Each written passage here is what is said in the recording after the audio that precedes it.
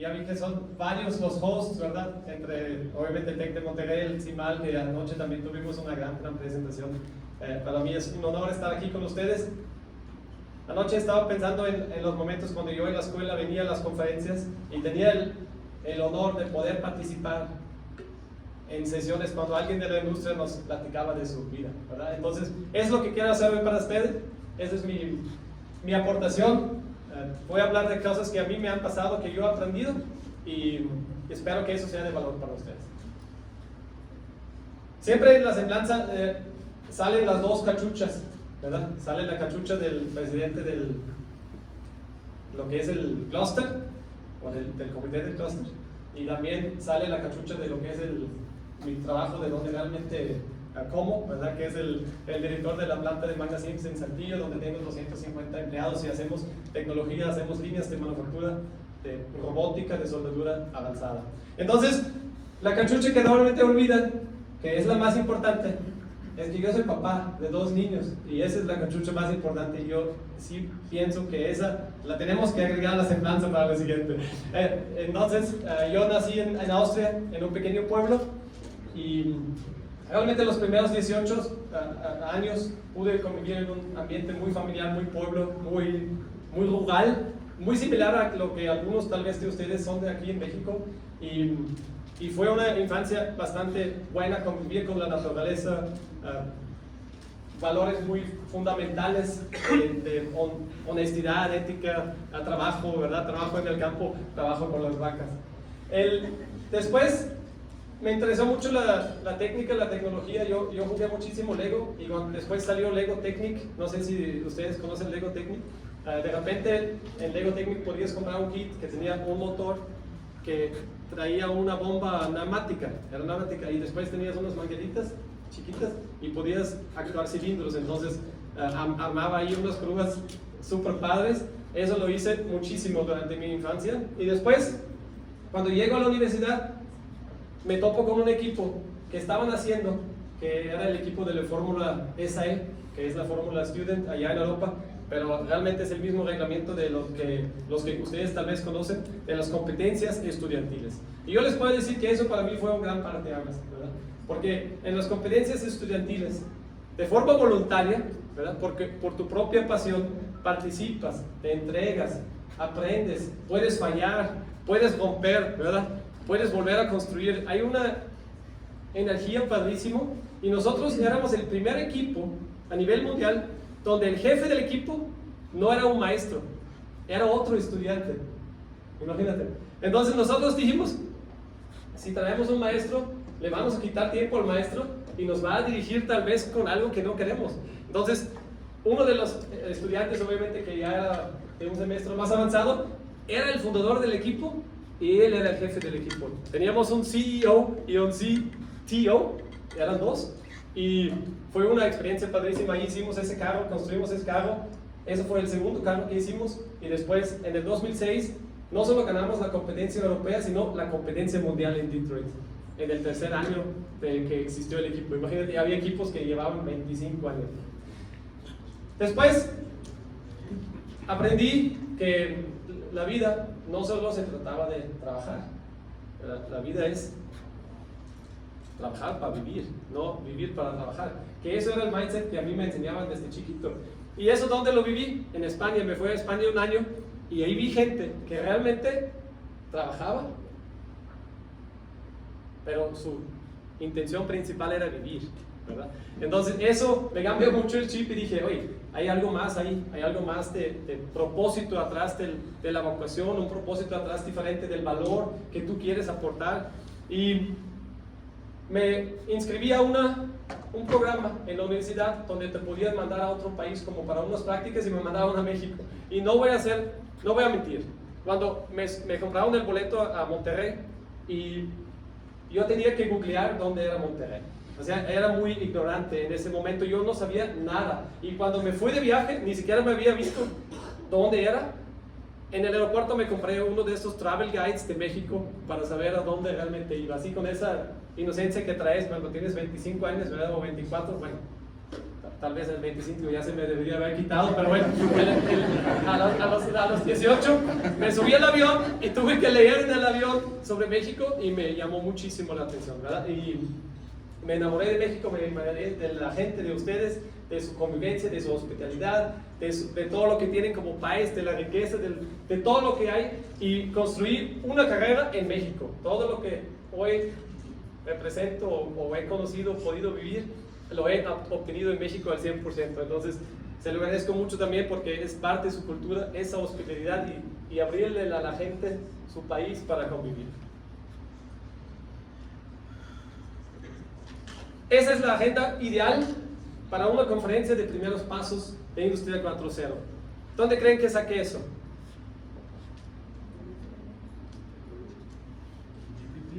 Así es.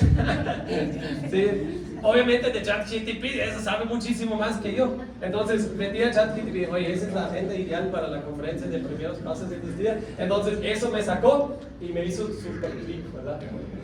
O sea, si tú quieres hacer los primeros pasos, metes ChatGPT y buscas a alguien que sepa exactamente de cada de esos puntos y vas a tener exactamente los primeros pasos perfectamente armados. Y ciertamente armamos los slides de esa forma, pero no necesariamente vamos a contestar directamente las preguntas, porque los que vamos a interesar con eso se van a poder investigar y van a poder indagar más. Entonces, vamos a meternos siguiendo a Industria 4.0. Y la primera pregunta es, ¿qué es Industria 4.0 y la importancia a sus futuros y las implicaciones? ¿Quiénes de ustedes saben qué es Industria 4.0? Levanten la mano. ¿Ya escuchó ahí atrás?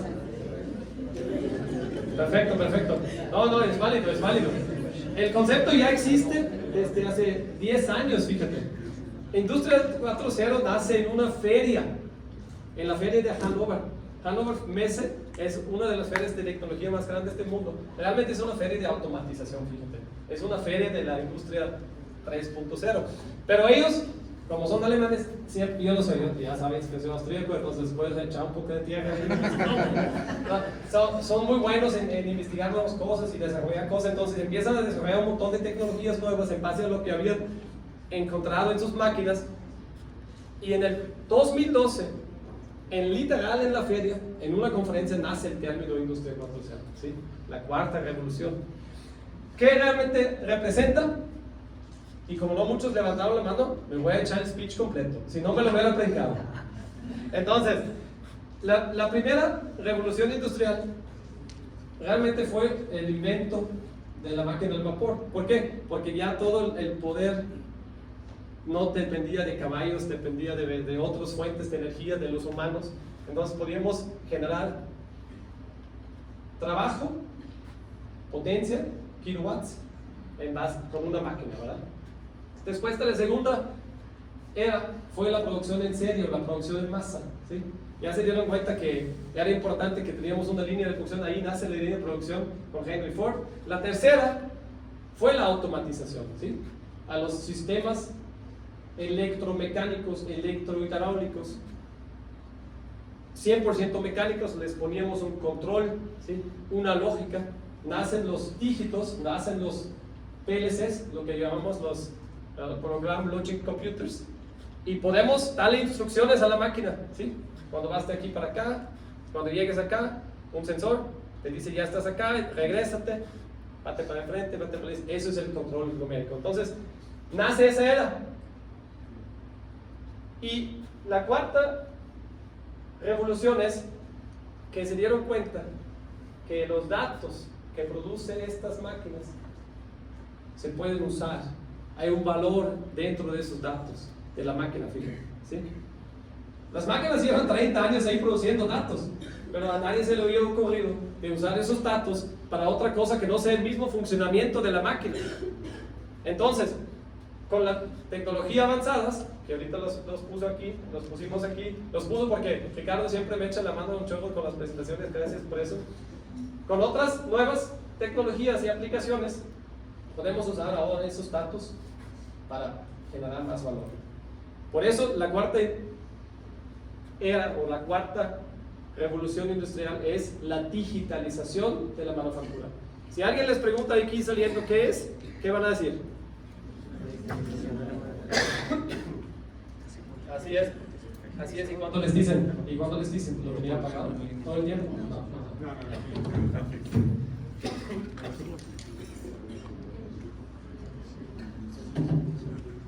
Buenísimo. Digitalización de la manufactura. ¿Y qué es lo que encontraron la gente que se podía hacer con esos datos digitales? Crear valor. ¿Sí? Ahí había valor adentro de esa data. Ok, muy bueno. Ya se me voy a tener que dar varios pasos porque sí, estaba muy enfermo el domingo y ya no lo íbamos a hacer, pero salimos. Después, 2012, 2014, ¿quién es el primero que llega a capturar y monetizar ese valor? Fíjense cómo funciona la industria. ¿Quiénes son los primeros que llegan y dicen, ahí están haciendo algo y ahí voy a ganar dinero? ¿Quiénes son? ¿Quién es esta empresa? ¿Quiénes son? Consultores. Consultores. ¿Sí? ¿Quiénes más están ahí? McKinsey. ¿Quién más? Ernst Young. Boston Consulting Group. ¿Sí? Impresionantes empresas. Y ahorita que decías, Edward, ¿qué es lo que querían hacer de la gente? Seguramente algunos quieren ir a esas empresas. Está increíble el trabajo ahí. Está increíble el trabajo. Entonces, llegan ellos y empiezan a investigar. Y hacen unas investigaciones en el 2014, 2015, que hasta el día de hoy son válidas. Imagínate lo avanzado que eran esas empresas y la profundidad de investigación tienen para monetizar ese valor. Ellos se dieron cuenta de qué forma puedo yo mostrar cómo monetizarlo.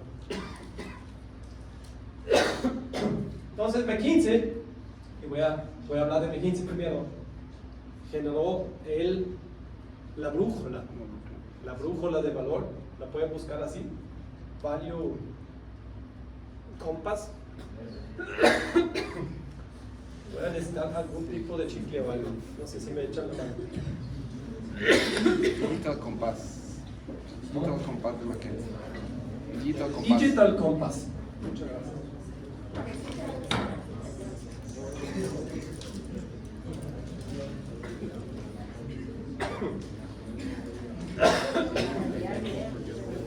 Oye, me traje una caja completa de rícolas, pero me lo acabé anoche.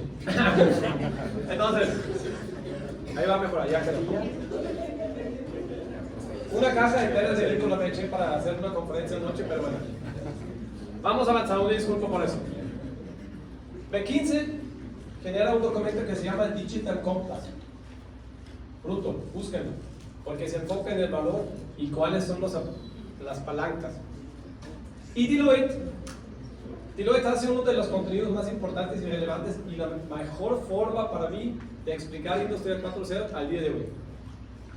Ese salió en el 15. Ellos dicen, Industria 4.0 son 3 loops. 3 pasos.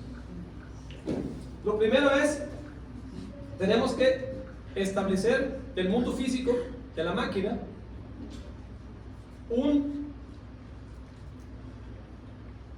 record digital o una grabación digital. ¿Sí? Esos datos que se generan lo tengo que digitalizar. Y antes de que siga hablando de datos, quiero especificar qué es un dato. Cuando ustedes escuchan de datos, ¿qué es lo que realmente les brinca en su mente? ¿Qué es un dato? No. Datos se pueden transformar a información.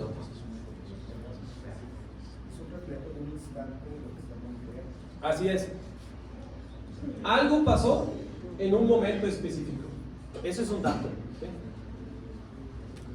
Cambió la temperatura hoy a las 10 de la mañana. Es un dato.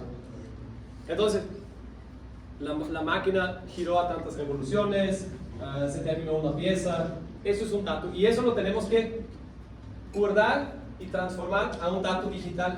¿Sí? Entonces, el siguiente loop, fíjense, es un loop 100% digital. Eso está bien curioso, ¿sí? Porque acabamos de decir, aquí es un dato, pero tengo que hacer información, ¿sí? Y lo tengo que hacer conocimiento, lo tengo que analizar, le tengo que poner contexto. Entonces, en el segundo loop, ya generé lo que llamamos en Industria 4.0 un actionable item. ¿Qué piensan de un actionable item?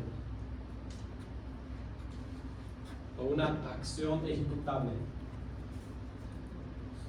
Nos ponemos a pensar. Aquí en este cuarto, una temperatura. ¿Sí? Aquí midimos la temperatura. La temperatura sube a 25 grados, de 24 a 25. Una máquina analiza esto. ¿Cuál sería el ejecutable para el mundo real de nuevo? La temperatura para que se entienda el compresor. Así es. Así es. Así es. Esta es la acción.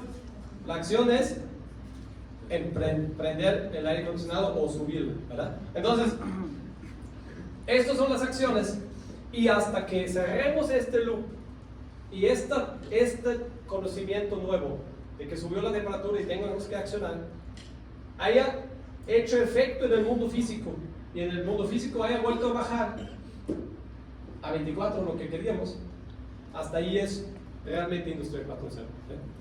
Porque muchos de ustedes, cuando hablan con diferentes proveedores o diferentes empresas y empiezan con esas implementaciones de tecnología y ponen un AGV, ¿no? Ponen un AGV, pum, pum, ahí está AGV, ya somos Industria 4.0. Puede ser, pero tal vez no está pasando eso. Tal vez tienen un silo, una tecnología aislada, porque como se dan cuenta no he hablado ni una sola tecnología específica. ¿Sí? Industria 4.0 es la digitalización de la manufactura y la creación de valor en base a datos. Entonces, ahorita el ejemplo que hice con temperatura lo podemos hacer con otros equipos también, con prensas, con robots, ¿verdad? Y eso es lo que genera ese siguiente nivel de habilidades que ustedes van a requerir también. Pues ustedes creen que todas esas habilidades hoy en día ya existen. Esos apenas se tienen que desarrollar. Ahí está su oportunidad. Entonces, lo primero, conectar y crear arquitecturas de red. Porque tal vez tengo una prensa que tiene 20 años. Esa no tiene un módulo de entrada y salida y IO-Link y un modem Ethernet, ¿no? Tal vez tengo que poner unos sensores, dejarnos la máquina correr y con eso ya conectar. Hay una calidad de trabajo impresionante, padrísimo, lo que llamamos los Infrastructure Architects o los arquitectos de infraestructura, fíjate. Ese es un puesto padrísimo, ¿sí? Son gente que tiene un conocimiento muy profundo de redes, ¿sí? A veces ni siquiera tienen tanto conocimiento de los mismos procesos, pero conocen muy bien del lado de sistemas, ¿sí? Y conocen redes y redes industriales, que no es lo mismo. Crean arquitectura para poder realmente conectar lo que llamamos las tripas, así se dice, ¿verdad? Las tripas. Con el cableado, ¿sí? Las redes, lo que son los modems en campo. Impresionante la tecnología ahí de los modems Wi-Fi. Aquí debe de haber uno. Los modems Wi-Fi, ahora de 100 megabit, vamos a emigrar a 500 megabit. O sea, es impresionante comparado con hace 20 años. Y lo mismo sucede en las empresas, ¿verdad? Yo me he dado cuenta que de repente queremos un centro de maquinado que está en la esquina de la planta, le ponemos el modem y todo, es que no agarra la red, ¿sí?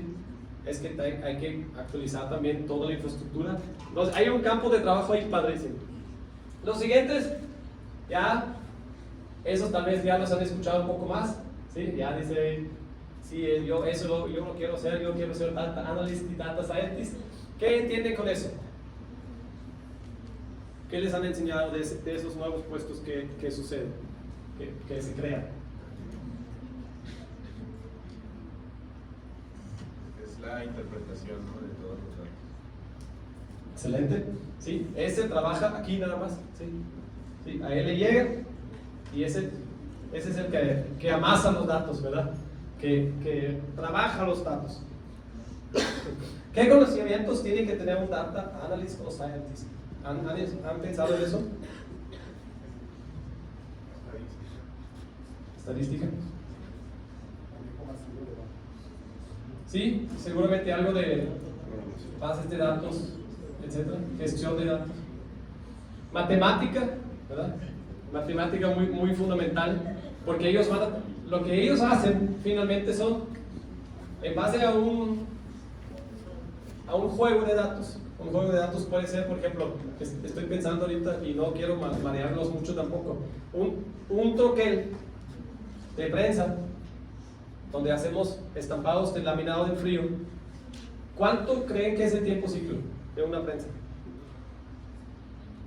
¿Cuánta se tarda para hacer una pieza así de un coche o una cajuela? Un minuto. 30 segundos.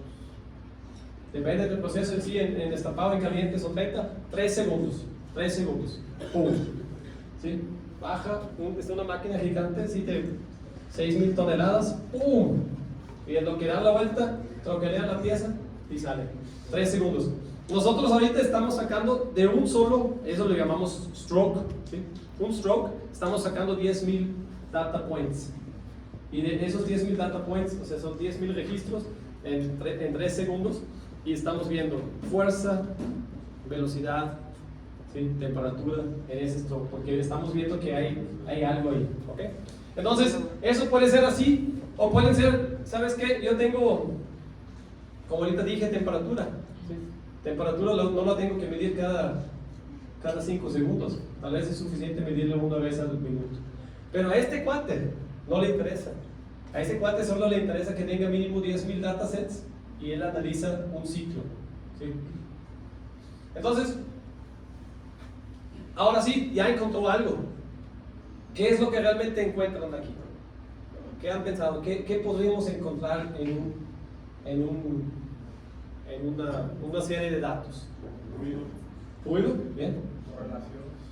Correlación, es buenísimo. Ya saben un chorro, ya no tenía que venir. Correlaciones. Tendencias. Estaba sería, ¿verdad? Sí. Bueno, tendencias, fíjense. Tendencias. Y eso, para eso necesitas la matemática, porque lo que ellos hacen es desarrollar una fórmula que mejor acomoda la tendencia de un juego de datos. ¿Por qué? Porque después ellos dicen, si vuelven a suceder esos puntos, o si vuelven a llegar esos 8.000 datos en esta secuencia o similar, lo más probable es que pase esto. Y eso es realmente lo que podemos actuar, ¿sí? Ya no vamos a actuar nada más sobre lo que ya está pasando, sino que lo que potencialmente puede pasar. ¿Cómo se llama eso? Predecible, así es. Predictivo y predecible. Bueno, ahí sí no sé la diferencia, pero bueno, lo llaman predictivo. Entonces,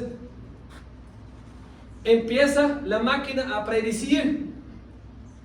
Stefan, me llegó esto, la vez pasada pasó esto. Me dijiste que no volverá a pasar. ¿Paramos la producción?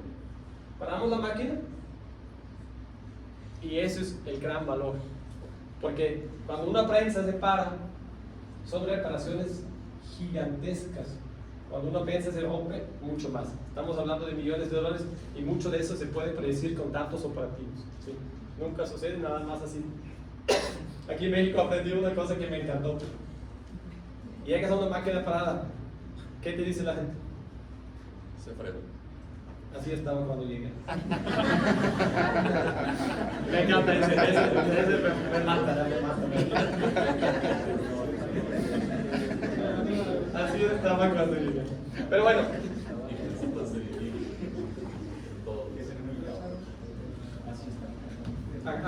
¿Cuánto vamos? Ya vamos a la mitad. Ok, vamos a la mitad. ¿Cuánto nos faltan de slides? Un poco más de la mitad, ¿verdad? Bueno. Entonces lo padre para ustedes es que ustedes cuando llegan, si llegan a encontrarse en la industria, que todos queremos, ¿verdad? Todos queremos tenerlos en la industria. Olviden lo de los startups y tal. No, yo creo que es un porcentaje, ¿verdad? Es un porcentaje que va a estar mejor en la industria. Algunos van a agarrar sus negocios de sus familias, está padrísimo también. Algunos van a hacer negocios nuevos, algunos van a ir al extranjero y algunos van a ir a la Boston Consulting Group. Eso es lo mejor, ¿eh? Parte dentro de la industria. Entonces, ¿ustedes qué creen que van a encontrar? ¿Esto o esto en sus plantas? Sí. Ya les prometí de más. Yo les dije, no, y ahí vamos a estar todos así, con iPads, así. No, la verdad sí seguimos así. Pero también ahí está la oportunidad. Ahí está la oportunidad para ustedes, si se involucran y aprenden ahora de cómo llegar de aquí a aquí, pues la van a tener muy fácil. Entonces, lo importante es que no solo sepan el cómo, ¿verdad? Ahorita dije el cómo, sino también el por qué. ¿Por qué creen, y ya se lo dije al inicio de la plática, por qué creen que tenemos que emigrar de aquí acá?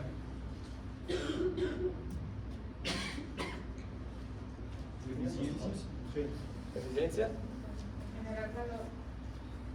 Seguramente.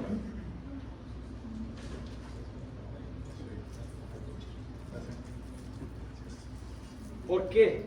¿Por qué creen?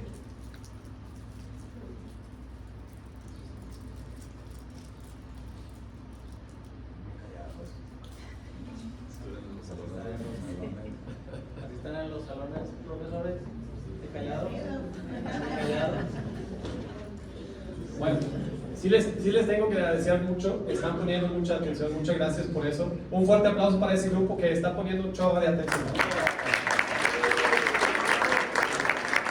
He dado otras conferencias con estudiantes y nada más veo la parte de aquí de sus cabezas. Bien, el por qué es porque en realidad en las plantas nos la queremos pasar chido. Queremos tener un entorno limpio.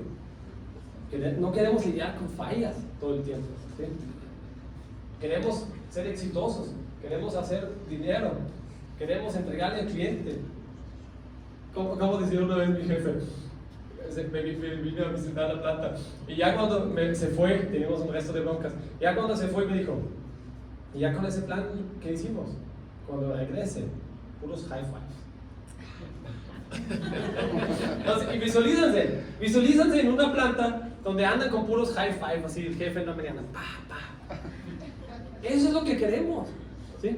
Eso es lo que queremos y la industria 4.0 y las tecnologías y la creación de valor que crea ventaja competitiva, aquí lo dijeron, ¿sí? Pues tú no vas a tener bronca de traer talento, ¿sí? No vas a tener bronca de ganar nuevo negocio, ¿sí? Porque tu planta está increíble, ¿verdad? Y esa es la promesa para ustedes, ¿verdad? Para que ustedes realmente se emocionen por eso, porque yo no me emocioné mucho cuando entré hace 20 años aquí. ¿El cómo?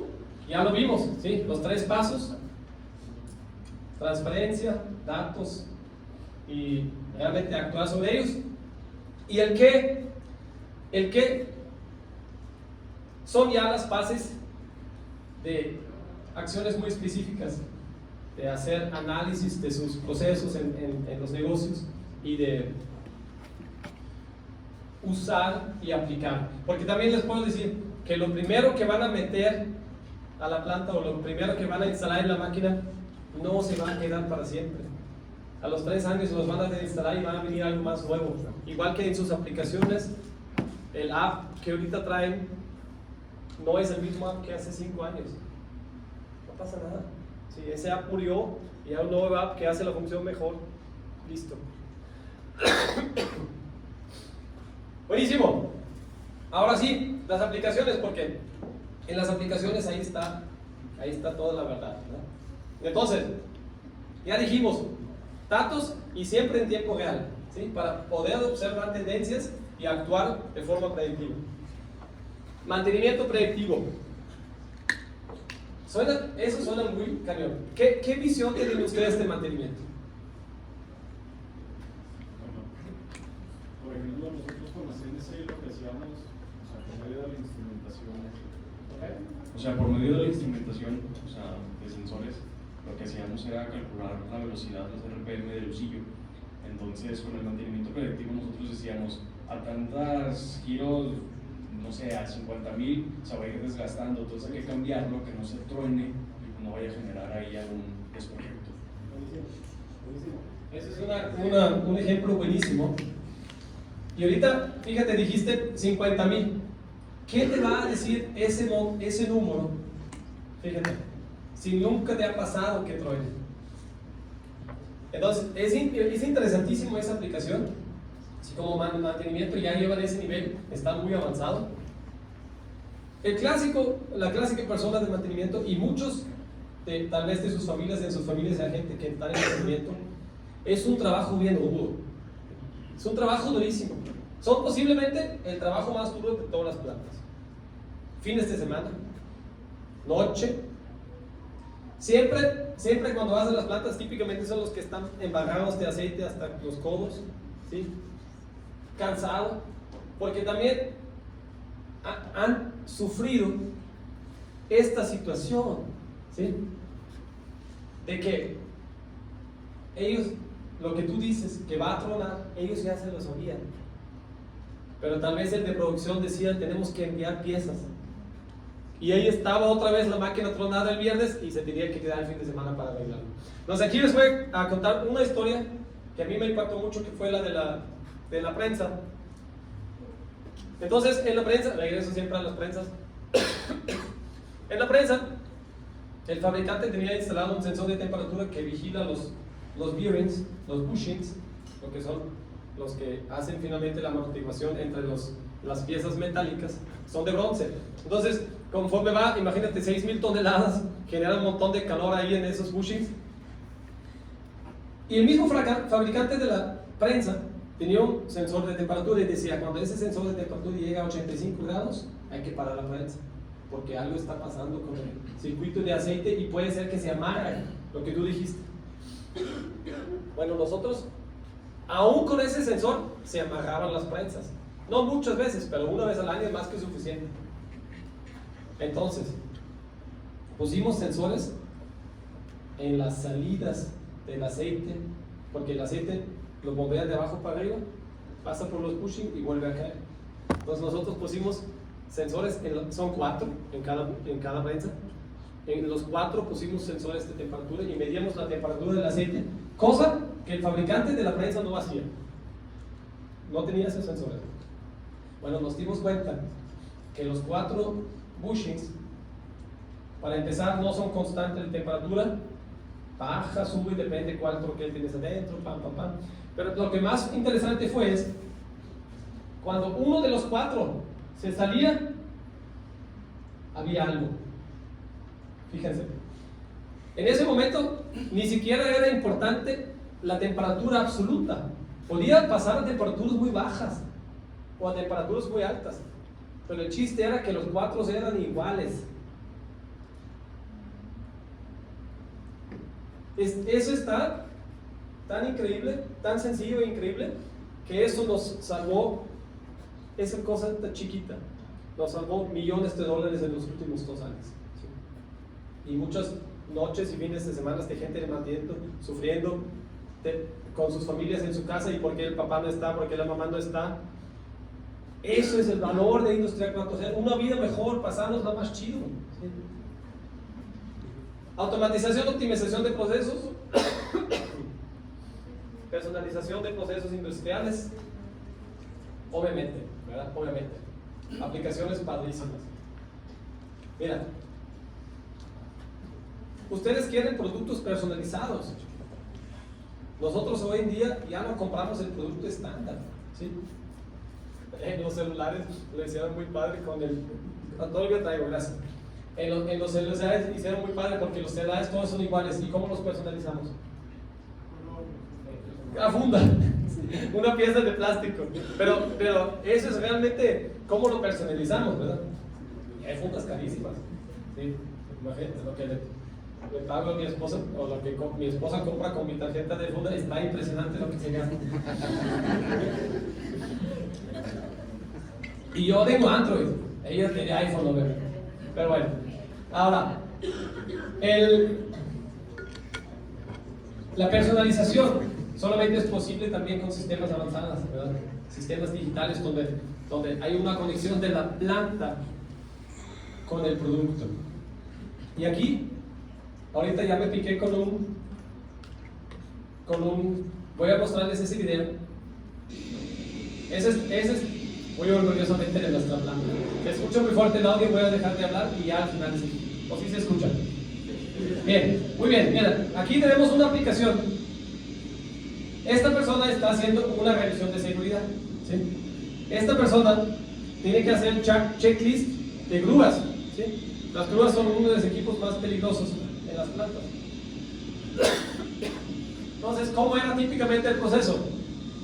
Iba a un estante donde había hojas, agarraba la hoja de la grúa, iba a la grúa, checaba, firmaba y la dejaba en el buzón. ¿Sí? Idealmente, en el peor de los casos, lo sacaba ahí mismo, lo llenaba y lo echaba. Y nunca fue a la grúa. Pero bueno,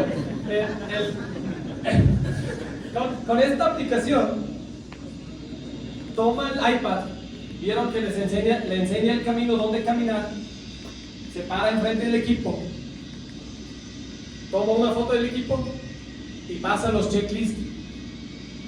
Cuando termina, le da send. Si hay algún defecto, automáticamente le manda un aviso de mantenimiento, ¿sí? Y se digitaliza el proceso. Ahora, fíjense la diferencia, porque en el proceso de papel, el viernes, el de seguridad tiene que abrir el buzón, sacar las hojas, enojarse porque el de finanzas otra vez no hizo su checklist, capturar, mandar los alertas, pero ya pasaron 3 días. Y el issue que levantó era crítico. Era crítico, ya puede haber pasado un accidente. Segunda mejora. Imagínense si ustedes llegan a la planta y les dicen, haz el checklist. ¿Tú podrías hacerlo con el iPad? Pues yo tal vez me echan la mano una vez porque no conozco el botón y así, pero no te lo tienen que enseñar ni siquiera 2 veces. ¿Sí? Un proceso guiado de aprendizaje. ¿Sí? Y el tercero es, estoy seguro que él estuvo ahí porque tengo la grabación que fue ahí, ¿verdad? Entonces puedo también medir su desempeño como auditor inmediatamente. Eso es una aplicación, ¿sí? Lo importante para que esto es nada más hasta el loop 3, ¿verdad? Eso es el loop 2. ¿Cuál sería el loop 3? Ya lo dije. Manda la alerta y ¿qué tiene que pasar? La acción, ¿sí? Y ya cuando la acción, y esa acción puede ser automática o manual, ¿ok? Ahí no vamos a hacer mucha distinción. El chiste es que se haga una acción. Wow. ¿Cómo vamos? Bien. Quiero hacer también que puedan hacer preguntas, ¿no? Entonces, ahorita... Sí, una pregunta. Dale. En ese ejemplo de la inversión, de innovación, ¿cómo se decide en qué momento es bueno invertir? ¿Qué cantidad de invertir? ¿Es un presupuesto? ¿Cómo se decide cómo se va a recuperar esa inversión? Buenísimo. Ok, vamos a tocar rápido el punto de finanzas y después vamos a tocar el punto específicamente de capacidades ustedes para ya cerrar y poder hacer más preguntas. Lo que yo me he dado cuenta es el tema del costo de tecnología es un gran paradigma que traemos. ¿Por qué? Porque cuando empezamos a trabajar en eso, ¿con quién nos asesoramos? ¿Quién trajimos a la planta? Vimos algo en el Hannover Messe y después llegamos a la planta y queríamos brincar de donde estamos a luego. ¿Con quién nos dirigimos nuevamente? Proveedores. ¿Y cuál es la intención del proveedor? Vender. ¿Sí? Entonces, durante muchos años, para empezar, el proveedor muchas veces ni conocía al 100% tu intención. Entonces, él te quería vender lo que él pensaba que tú ocupabas, que no necesariamente era lo que ocupabas específicamente en Industria 4.0. Eso fue el primer punto. Y el segundo punto es, yo me di cuenta que hay una cosa que se llama low hanging fruits, ¿sí? o manzanas que podemos agarrar muy sencillamente. Y la low hanging fruit de las plantas más sencilla es el tema del consumo de energía, ¿sí? Entonces, el monitoreo de las máquinas te genera una visibilidad de tu consumo. cuando haces visible el consumo, la gente empieza a ahorrar, porque empieza a ahorrar, y con ese dinero que te va a sobrar cada mes, desde el primer mes, vas a comprar más sensores Hiki. ¿Sí? Hoy mi visión ha cambiado mucho de lo que llaman CAPEX o Capital Expenditure al tema de OPEX o el Operational Expenditure.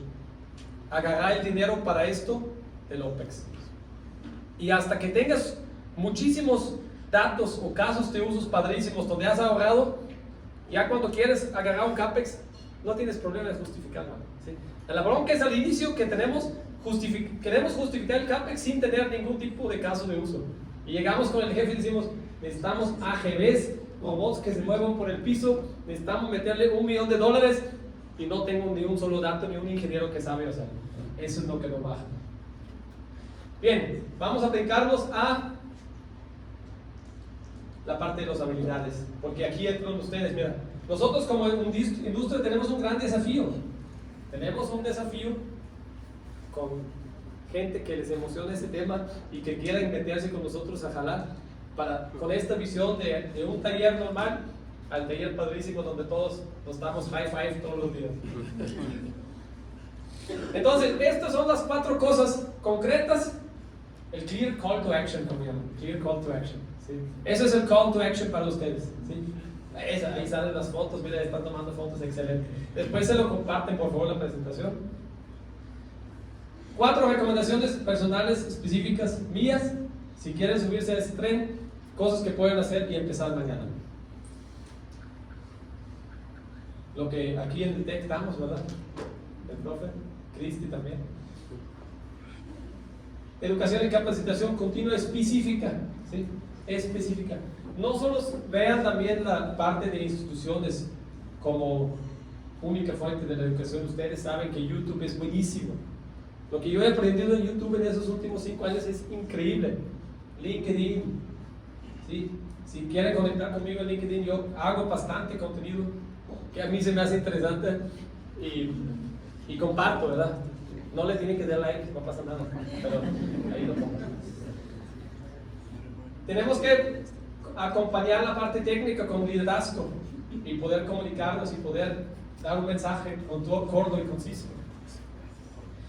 La parte de tendencias tecnológicas y de negocio, mira, ahí está el canal, mira.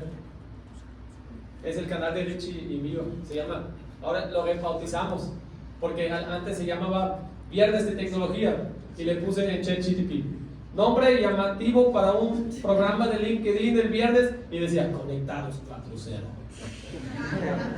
Entonces ahora nos llamamos Conectados 4.0. De hecho no está muy convencido de eso. Y participar en proyectos de colaboración con empresas. Importantísimo. Importantísimo. Ustedes van a tener chance y Magna todo el tiempo, ¿verdad? ¿Cuántos metimos? Sí, la están acompañando gente de aquí del TEC. Magna, cada año metemos así. Entran. Padrísimo. Y lo que sacan también es interesantísimo. El otro día me sorprendieron con un desarrollo o una idea que tenían los chavos impresionante. 4 cosas que pueden hacer mañana que los van a llevar ahí. Ahora hablamos de los negocios. Si hoy ya tienen un negocio, su papá, su mamá tiene un negocio, su tío tiene un taller así CNC, todo el tiempo los están diciendo en las piñatas, vente hijo conmigo a mi planta, y ustedes dicen, ni de pedo me voy a meter.